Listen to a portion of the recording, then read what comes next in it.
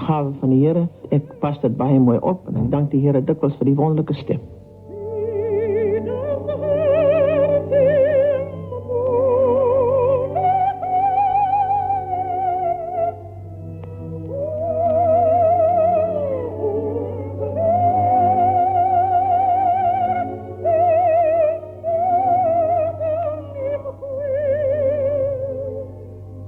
Portret van 'n sangeres. Cecilia Wessels was 'n primadonna met 'n aristokratiese voorkoms. 'n Familielid Skalk Visser se beskrywing. Sy het soos een gelyk en die ydelheid van een gehad. Die pianiste Helena van Heerden het dikwels met haar saamgewerk. Wat 'n mens ook al van haar gedink het, jy moes erken dat dit 'n wonderlike stem was. Sy was 'n mens wat 'n mens liefgehad het. Anton Hartman. En haar groot glorie was daardie fantastiese stem.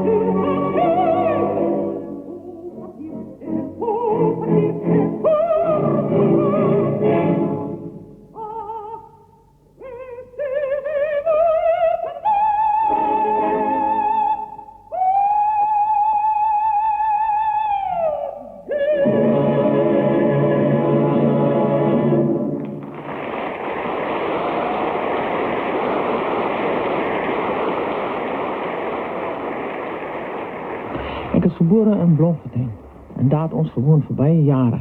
En my pa was die administrateur daar van die Vrystaat vir amper 8 jaar. Toe ek so jong nooi van 7 jaar oud was, het ek al so baie belang gestel in sang. En in skool sang, nou kom ek huis toe en dan versing ek wat ek geleer het in die skool. En toe kan hulle al sien wat 'n pragtige klein stemmetjie het ek gehad. En toe ek so 16 jaar oud was, toe was ek 'n leerling van die Oranje skool en toe het ek begin sing les neem daar onder Nina Reineke. Na ek nou skool was, toe kom ek my pa vra of ek toch nie nou kan gaan Engeland toe gaan. Hy sê, nee my kind, hier kan my hier in die land sing, maar daar gaat jy nie. Hy dacht, ek sal sommer verloren raak. En ek het toen maar getrou met 'n Skotsman van Aberdeen. En ons was net 5 maanden getrouwd, toe sy ongelukkig dood. En toen na die dood kom ek weer terug na my pa toe. Hy sê, ja my kind, nou kan jy gaan, jy is 'n getrouwde vrou. En 1922 is ek toe weg. Sonder geen introductie, sonder niks nie. Ek het net gegaan na Londen toe. En ek het was daar net 9 maanden. Toen neem ek my eerste graad. Toen kan die mense sien, ja nee, ek wil graag aangaan met my sing. Ek het die stem. En toe begin die stem van natuur hoger en hoger word. En toe ek in Londen was, toe gaan ek enig na een van die grootste specialiste. En hy ondersoek toe my stem. En hy sê, ek sal enige uitstekende dramatische soprano wees. Maar het komt een tyd, je kan het niet forceren nie. Je hoeft nooit te forceren nie. En wat maakt jou dramatische sopraan? Is die asem en die stem. Die stem. Haar stem. Daarmee was Cecilia Wessels altyd behep. Maar dit was iets besonders, iets kosbaars. Dit was werklik waar 'n stem wat nie oortref was in daai tyd van haar lewe nie. Nêrens in die wêreld was daar 'n stem waar jy kan sê, sonder twyfel is dit beter nie. Daar was miskien stemme van gelyke gehalte. Haar hoë C's was iets om mens skouerillings te gee, want hulle was so vry en so oop en sonder enige spanning kon sy enige iets met haar stem aanvang. Maar daarbey was Cecilia nie 'n fyn, deeglik geskoolde musikant nie. Maar sy was 'n besonder spontane musikus gewees. Wat wel 'n probleem was, wat ek dikwels ervaar het as dirigent, dat dit moeilik was om haar te volg. Jy weet nie altyd wat sy gaan doen nie. En dit is omdat ek dink die musikale struktuur van die musiek was nooit diep genoeg in haar ingewerk nie, dat sy dit kon volg nie. Nou ek onthou byvoorbeeld 'n geval waar ek saam met haar opgetree het en ek het dit baie moeilik gevind. Dan word sy skielik stadiger of sy gaan vinniger of sy hou vas aan 'n noot en wanneer moet ek nou weet wanneer dit gaan gebeur? Maar toe op 'n sekere oomblik, toe sien ek sy is besig om met haar toon tyd te hou. En ek het toe naderhand opgemerk dat as sy wil stadiger gaan, dan gaan daai toon stadiger. En as sy wil vinniger gaan, dan gaan die toon vinniger. En as sy gaan vashou aan 'n lang noot, dan gaan die toon net stil staan. Dit was so 'n bietjie, ek wil sê, onlogies. Maar vir my was dit 'n groot uitkoms. Natuurlijk, as begeleidster moes jy jou saak ken, want sy was nie baie akkuraat geweest nie, 'n mens kan dit sê nou, en ek het dit wel in haar leeftyd ook vir haar gesê, maar ek het geleer om feitelik haar begeleidings te memoriseer en haar gesig dop te hou, en jy kon alles op haar gesig lees, en jy kon haar volg. En dit was 'n aardige ding geweest, dat as daar wel iets verkeerd gegaan het, laat sê, miskien 'n maat mis of zoiets, dan was het altyd die begeleidster se fout. En ons het dikwels daaroor gelag, dan sê gesê, maar darling, jy het moes nou iets verkeerd daar gespeel. En dan het die mens maar gesê, ja, jammer, ons het dit nou volgende keer reg maak. In haar oë was sy altyd reg. Dit was deel van haar persoonlikheid. En as sangeres is dit soms nodig om so 'n houding in te neem. Sy was immers meer as lewensgroot, destyds al. Ek het haar vir die eerste keer gesien, toe ek so 'n seentjie van 'n paar jaar oud was, toe sy vir ons kom kyk op die plaas in die Suid-Vrystaat, na haar fenomenale sukses in Parys en Londen. Ek dink dit was in 1936. En toe het ek haar vir die eerste keer gesien. En ek sal nooit die indruk wat die vrou op my gemaak het vergeet nie, want sy het 'n geweldige persoonlikheid gehad, veral vir so 'n jong kind van die plaas. En sy was toe, sal ons sê, op die hoogtepunt van haar loopbaan en so vol vertroue in haar loopbaan en in die musieklewe wat vir haar voorlê. En sy kon soveel staaltjies vertel, ek het absoluut aan haar mond gehang. Sy het ook nie omgegee om vir ons te sing nie. My ma het haar begelei op die klavier en ek sal nooit daardie ondervinding vergeet nie om so iets te hoor vir die eerste keer in my lewe, so 'n fantastiese stem. Ek het vreeslike konserte gedoen. En Sadler's Wells, al die eerste opera met al die hoofrol van Tannhäuser maar ek wil dit nie aanneem nie. Maar later van jare 1936 het ek Brunhilde gespeel. En ook andere operas sien. Ja, maar Brunhilde van Wagner. En dan heb ik verder gesingen in de opera comique in Paris, ook Wagner. Het was zo'n uitstekende succes geweest dat ik het Wagner had mij gekies om Wagner daar te zingen. En ik heb het met Elmendorf gezongen van Bayreuth. En hij heeft gezegd, wat doe je met zo'n stem in Zuid-Afrika? Ja, I love my people, I live here, darling. Ik kan ook de andere kant gewoon, but I love my country.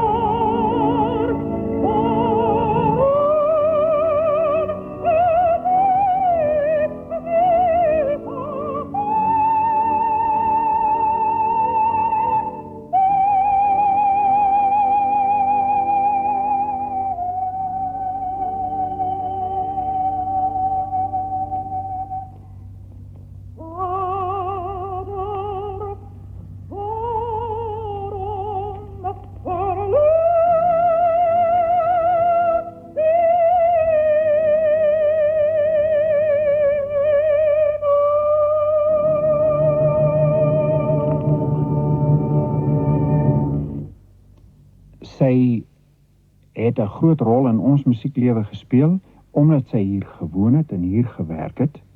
Die noodlot het haar glansryke loopbaan kort geknip. Sy kon nie die rolle by Covent Garden aanvaar nie, want die oorlogswolke het op die horison verskyn en sy het in 1938 teruggekeer na Kaapstad om by haar familie te wees. Sy is eers in 1947 terug na Londen op 52-jarige ouderdom en as gevolg hiervan het sy haar beperk tot 'n konsert- en radioloopbaan. Na haar laaste optrede in Londen in 1953 het sy nie weer na die buiteland teruggekeer nie en haar loopbaan in Suid-Afrika voortgesit. Gedurende hierdie glansryke loopbaan van meer as 50 jaar het Cecilia heeltemal 'n lewende legende in Suid-Afrika geword. Op sekere dorpe was Cecilia 'n huishoudelike woord geweest. En sy het soos 'n koningin ingekom en was behandel soos koninklike familie eintlik. Dit was die ouer geslagte wat 'n groot ophef van haar gemaak het. Een slag is ek gevra om in Suid-Wes-Afrika te sing. Kitmanshoop. Ek het daar gewoon daar met my man en my 2 kleinkindertjies. En terwyl ek daar is, was ek so angstig om te sing, want ek het nog net kort na van Engeland afgekom en die stem was so pragtig en ek wil so graag sing en ek het uitgevind, nee, sê, daar is geen konsertsaal nie, daar is niks nie, daar is net die kerk. O, sê ek nou ja, maar ek het al dikwels in die kerk gesing. O nee, sê hulle hou nie konserte in die kerk nie. O, dis 'n ding met hulle nooit. Toen ek sê, meneer, ek ontmoet die predikant, ek sê, meneer, dis nie 'n konsert nie. Ek sê, ek sal net sing terwyl die kolleksie moet gehaal word. Ek sê, dan kan jy sê, enige liefdadige aanmerking maak, hulle moet die geld nou extra insit vir daardie, of het nou vir die weeshuis is, of het nou vir die kruppelkinders is, sê, maak maar 'n aankondiging. Hy sê nou goed. En hulle sê nou ja, mevrou, so die stadsklerk se vrou, sy speel die orgel so mooi. En ons gaan te oefen by die kerk en daar vind ek uit, is 'n gewone klein harmonium. Ek sê vir haar, kyk, asseblief vanaand moet jy baie hard speel, want ek gaan nog nooit hierdie klein orgeltjie hoor. Nee, sê sy, ek sal dit doen. En die tyd kom, die kerk was gepak geweest. Daar was Engelse, daar was Jode geweest, daar was al die nasies, en dis wat nie inkom nie, het by die kant gestaan was so stil aan, kan jy die stem so ver hoor. En die predikant was 'n wonderlike liewe man, en hy sê, ons suster Cecilia sal nou so sing. En ons begin. Ons sing, en toe die laaste noot vat van die halleluja, toe hoor ek, sê die orgel. En sy kyk nie so, sy sê die orgel verbreek aan die kant van haar mond. Oh, en ek dacht, dit was te snaaks, en sy begin lag, en ek begin lag. Oh, en ons kon niks anders doen nie. En toe die tyd kom, dat die predikant my moet baie dankie sê, hy het so mooi gepraat, amper trane in my oë gebring, toe sê hy die laaste gebed, en hy bedank my toe baie mooi, en nou is die kerk uit, nou moet ons na hom toe gaan, en ek is so bang om na die predikant te gaan, want ek het die orgel gebreek. En ons na dan 'n bietjie korasie opgekry en is daar agter in die konsistorie en ek is so bang erin gekom en hy sien my en hy maak sy arms oop en hy vat my so in sy arms en hy sê, ag my juffrou Wessels, baie dankie vir die wonderlike sing. En ek sê, ek is toch so bly. En hy sê, en baie dankie, dat hy die orgel gebreek en ons wel al lankal nie weer gehad het. Vir haar was sang die belangrikste. En omdat sy so graag wil optree, het sy geen moeite of geen, niks was vir haar te veel moeite as dit by 'n toer of 'n konsert gekom het nie. Sy sê byvoorbeeld as sy vanaand optree in Stellenbosch, dan sou sy al van vanoggend af in Stellenbosch wees. En sy sou daarop aandring, laat 'n mens vir haar na die saal toe neem waar sy gaan sing, ten minste 4:00 die middag. En ek kon dit nooit verstaan nie. En op die eerste toer wat ek saam met haar meegemaak het in die Transvaal, het sy bitter ontevrede met my geraak, want ek, soos so baie ander musici, kan nie lank voor die tyd in 'n saal of in die kleedkamer van 'n saal sit nie. My senuwees raak heel gedaan. Maar sy het daar begin sit van 4:00. En sy was heeltemal gelukkig om op haar eie te sit in die kleedkamer met haar pilletjies, al haar vitaminpille en al haar mooimaakgoedjies en haar flesie tee. Sy het nooit geëet voor 'n konsert nie. Na die konsert, ja. En Toe het ek vir haar eendag gevra, nou, maar hoekom sit jy so lank voor die tyd in die saal? Toe sê sy, kyk, ek sit daar en ek raak kalm. Ek raak gewoond aan die atmosfeer van die saal. Ek gaan staan op die verhoog. Ek sing 'n paar oefeninge. En sy sê, by die tyd wat ek op die verhoog stap, is ek in die saal 1. Maar ek sal haar altyd onthou as sy feitlik aangeseil kom op die verhoog en alles blink. Hoe meer krale, hoe blinker, hoe beter was dit. Wel, ek is baie lief vir mooi rokke. Ek is baie lief vir naaldewerk. En ek sover het nog al my aantrokke self geontwerp. En dan gee ek dit vir 'n uitstekende kleermaker om dit te doen.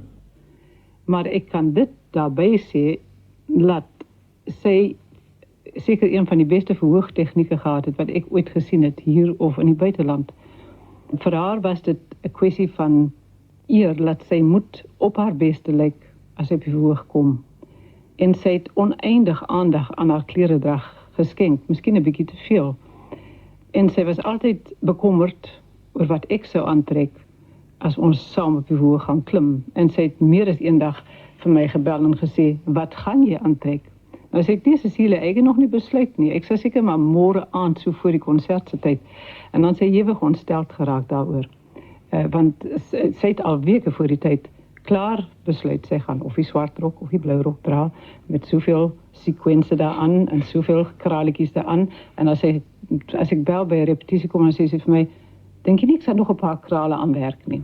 En sy was heeltemal kinderlik naïef oor haar kleredrag, maar sy het altyd baie elegant gelyk. En hoe het sy gesing? Volgens haar was dit baie eenvoudig. Ek sê, jy sing vandag net soos jy praat. Heel voor in die mond. En as jy sing, is dit net so natuurlik. Jy moet heeltemal gemaklik wees en goeie asemhaal. Jy het jou longe gekry, en soos die Engelsman sê, die diaphragm, haal asem, en die diaphragm help die longe om te bly. En dit is net asem. As die asem daar nie meer is nie, dan is dit klaar. En kunstenaarstemperament. Daar is nie so 'n ding soos temperament. Daar is geen hoogmoed nie. Jy sing natuurlijk. Jy haal natuurlijk asem en so aan. En die talent, die moet van bo kom. Jy kan hom nie maak nie. Maar ons weet dat talent alleen nie genoeg is nie. Die sanger moet toegewyd wees en bereid wees om opofferinge te maak. Sy was 'n wonderlike mens om mee te werk. Sy het nooit moeg geword nie. Jy kon, as jy by 'n repetisie kom vir haar sê, kom ons doen dit nog 'n keer, en nog 'n keer, en nog 'n keer. En sy het bloot eenvoudig net aangehou. Sy was in die opsig 'n wondermens geweest. Sy het nooit gekla nie en sy het nooit moeg geword nie. Sy was baie gesteld op haar reputasie. En sy was, miskien moet ek die woord voortvarend gebruik. Sy het goed geweet, sy het lank in die buiteland gebleef en sy het geweet dat 'n kunstenaar moet sorg dat hy onder die aandag is van mense wat vir hom konserte kan reël. En sy het nooit gehuiwer om dit te doen nie. Sy het altyd vir my gesê, Elena, jy moet soos 'n olifant wees. Jy moet net bloot loop en jy moet storm en jy moet nie nee vir 'n antwoord neem nie. Maar sy was ook byvoorbeeld bietjie bang om plate te maak. Want sy het gereken dat as sy plate maak, dan kan dit daartoe lei dat hulle later aan net die plate speel. En haar nie meer gebruik nie. En daarvoor was sy altyd baie skrikkerig. En dis een van die redes waarom die SAIK ongelukkig nie baie transkripsieopnames van Cecilia Wessels het nie. Sy was nie genee om hulle te maak nie. Sy het gevoel dit sal haar optrede moontlikhede beperk. In later jare het sy 'n ander deuntjie gesing en was bitter ontevrede omdat die opnames nie genoeg gespeel word nie. Waar is hulle dan? Hulle is in Johannesburg in die Pigeonholes. Beautiful singing, beautiful.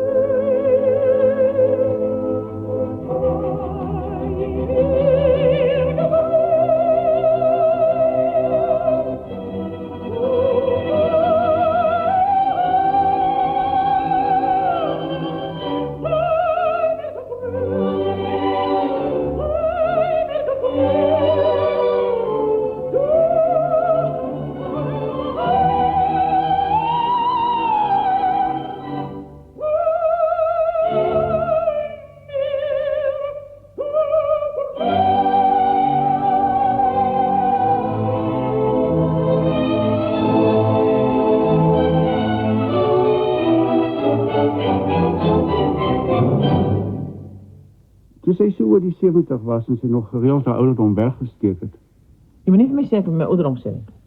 toe het mense begin sê, en sy teruggekom na haar, dat sy werklik ouer is as wat sy voorgee dat sy is. En dit het haar geweldig ontstel. En toe het ander mense ook weer gesê dat, nou ja, as sy dan min of meer daar ouderdom is dit fantasties dat sy so nog kan sing. Ons moet na haar gaan luister. Miskien het ons nog nie veel geleentheid nie, so ons moet gaan. En hoor hoe sy nog sing. Hoe sing 'n vrou op daar ouderdom? En toe het sy met eens besef, en dit was net voor sy met haar afskeidskonserte begin het, dat daar die ouderdom wat sy altyd weggesteek het, is miskien op daardie stadium, is miskien 'n trekpleister. En dit het toe ook wel gebeur. Die gerug het toe rondgegaan dat sy min of meer daar ouderdom was, 72, 73, en die gevolg was dat met haar laaste konserte was die gehore gewoonlik baie groter as wat hulle was in haar vroeë loopbaan. Die woord aftree was vir haar soos 'n vyand en sy het nooit eintlik afgetree in haar opinie nie. En miskien was dit haar grootste fout geweest, dat sy nie kon insien dat daar 'n tyd kom wanneer 'n mens moet aftree nie. In elke afskeidskonsert het sy altyd gesê, "Darling, hoe was dit geweest?" En as 'n mens gesê dit was uitstekend wat dit sowel dikwels gebeur het, dan sy gesê, "Maar ek kan mos nie aftree nie." En dan het sy maar weer voortgegaan en nog 'n paar afskeidskonserte gereël. En selfs toe ons die eerste terugtoer onderneem het, was daar 1 of 2 aande wat die stem definitief baie moeg geraak het. En iemand wat baie na aan haar gestaan het op 'n diplomatiese manier probeer voorstel dat sy miskien nou moet aftree. En sy was baie ongelukkig daaroor. En toe, die volgende aand, toe sing sy soos 'n engel. Dit is 'n aardige verskynsel geweest met haar. As iemand haar gekritiseer het of 'n voorstel gemaak het dat sy moet aftree, dan sy onmiddellik van erns weer tweede wind geskep en dan was haar stem perfect die volgende aand. En nou het sienlik wonderlik is. En as ek môre doodgaan, kan jy nooit weer my stem hoor nie. Sy het altyd na erkenning gesoek en volgens haar dit nooit gekry nie. Die probleem was dat sy in 'n tyd geleef het toe die kunste in ons land nog op 'n lukrake manier beoefen is. En teen die tyd dat die organisasie wel daar was sy al ver oor haar vleur. Sy het nog behoort aan die pioniersgeslag. Ek het my eerste klou in die grond geslaan. 'n Geslag wat nie kon agteruitsit en wag dat dinge gebeur nie. Hulle moes dit laat gebeur. En dit het van hulle nie net groot kunstenaars gemaak nie, maar ook groot karakters. Daar was 2 Cecilia's. Daar was die fantastiese, onverbiddelike kunstenares met groot integriteit. Die ander was die warm, praterige vrou wat gek was na brug, partytjies, mooi klere en lekker kos. Ek onthou haar meer as 'n vriendin en 'n persoon met 'n groot hart. En sy was altyd 'n fantastiese en 'n wonderlike vriendin geweest. En enige jong musikus het haar opgesien as 'n bergspits in ons Suid-Afrikaanse musieklewe.